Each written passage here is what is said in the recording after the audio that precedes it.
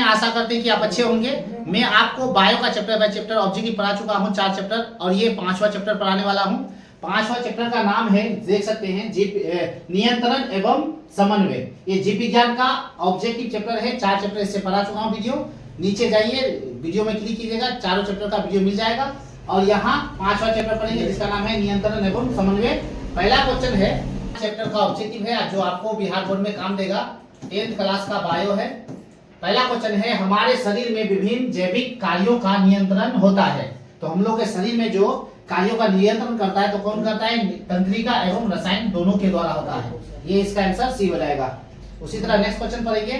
Question number 2 में लिखा हुआ है, एब्सिसिक एसिड किस तरह का रसायन है? ये एक ऐसा एसिड है जो क्या करते हैं? पेड़ पौधों को नुकसान पहुंचाते हैं। तो उसी तरह इसका आंसर हो जाएगा बी, वृद्धि रोधक। पेड़ पौधों को, ये जिस पेड़ पौधों में होता है ये हार्मोन, वृद्धि उसका रोक देता है, पेड़ पत्तों को झड़ा देता है।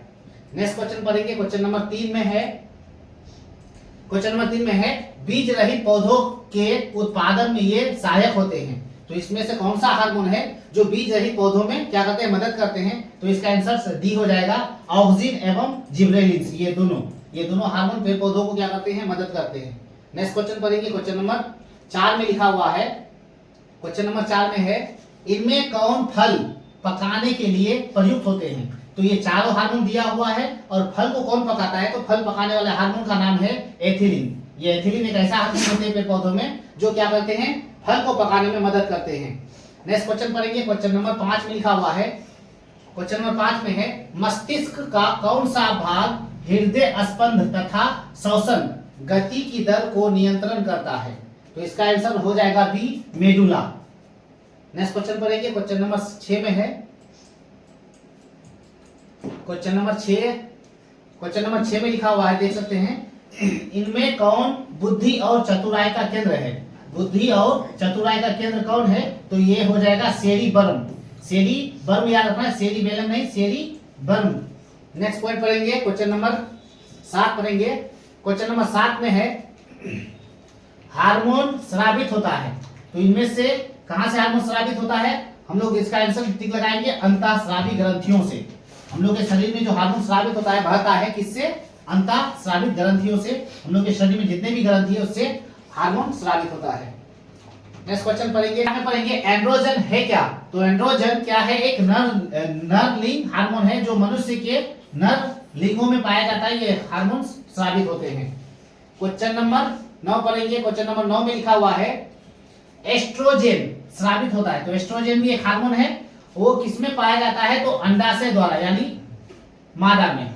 ये हार्मोन मादा में पाया जाता है और अंडाशय से स्रावित होता है एस्ट्रोजन। ये दोनों हार्मोन इंपॉर्टेंट है। तो ये चैप्टर 1 हम पढ़ा चुके हैं। इससे पहले 5वां चैप्टर कंप्लीट हो चुका, और ये बायो का 6ठा चैप्टर है जिसका नाम है जनन। वेरी इंपॉर्टेंट ऑब्जेक्टिव इससे आपको देखने को मिलेगा। 10th क्लास का ऑब्जेक्टिव बायोलॉजी से पढ़ेंगे हम लोग। पहला क्वेश्चन देख सकते हैं, बिहार बोर्ड से आपको फंसेगा। इससे पहला क्वेश्चन है, इनमें कौन अलैंगिक जनन की विधि है? तो आंसर इसका हो जाएगा डी। इनमें सभी है, विखंडन भी है, मुकुलन भी है और बीजाणु जनित भी है, इसलिए आंसर इसका डी हो जाएगा। नेक्स्ट क्वेश्चन पढ़ेंगे। क्वेश्चन नंबर 2 में लिखा हुआ है, क्वेश्चन नंबर 2 में है, किस प्रकार के जनन में जनक के शरीर से कलिकाएं निकलती है? तो इनमें से कौन होगा? तो आंसर इसका मुकुलन हो जाएगा। जो मुकुलन हम लोग के ज्यादातर यहाँ नदियों में और तालाबों में पाया जाता है, उसके सतह से छोटा छोटा दाना निकलने लगते हैं कलियों के जैसा, इसी को क्या कहा जाता है? मुकुलन। इसको हम लोग मुकुलन कहेंगे। नेक्स्ट क्वेश्चन पढ़ेंगे। क्वेश्चन नंबर 3 में है लिखा हुआ, क्वेश्चन नंबर 3 में है, परागकोश में पाए जाते हैं। तो परागकोश में क्या पाए जाते हैं? तो परागकण पाए जाते हैं। क्या पढ़ेंगे?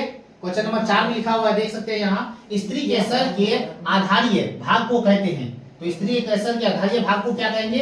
आंसर इसका बी हो जाएगा, अंडाशय। आज पढ़ेंगे। क्वेश्चन नंबर 5 में है, पुंकेसर के अग्र भाग को क्या कहा जाता है? तो पुंकेसर के अग्र भाग को क्या कहा जाता है? आंसर दिया हुआ है, परागकोश कहेंगे। पुंकेसर वो पुरुष भाग होता है। नेक्स्ट पॉइंट पढ़ेंगे। नेक्स्ट क्वेश्चन, क्वेश्चन नंबर 7 में है, क्वेश्चन नंबर 7 में लिखा हुआ है, निषेचन के फलस्वरूप अंडाशय की दीवार बनाती है। तो इसका आंसर हो जाएगा फल। आंसर हो जाएगा फल।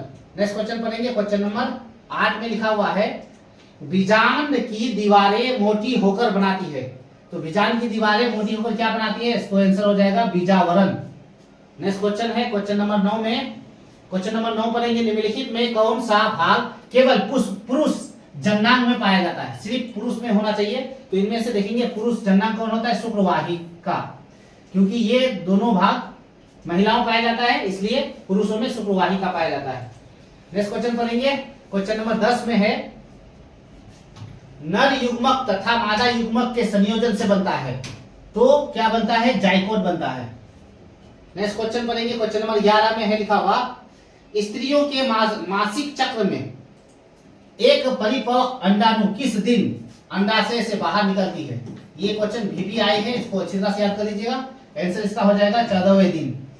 नेक्स्ट क्वेश्चन पढ़ेंगे, क्वेश्चन नंबर 12 में है, क्वेश्चन नंबर 12 में है, निम्नलिखित में कौन लैंगिक जनन संचारित रोग नहीं है, तो आंसर हो जाएगा टाइफाइड, इसका आंसर हो जाएगा टाइफाइड।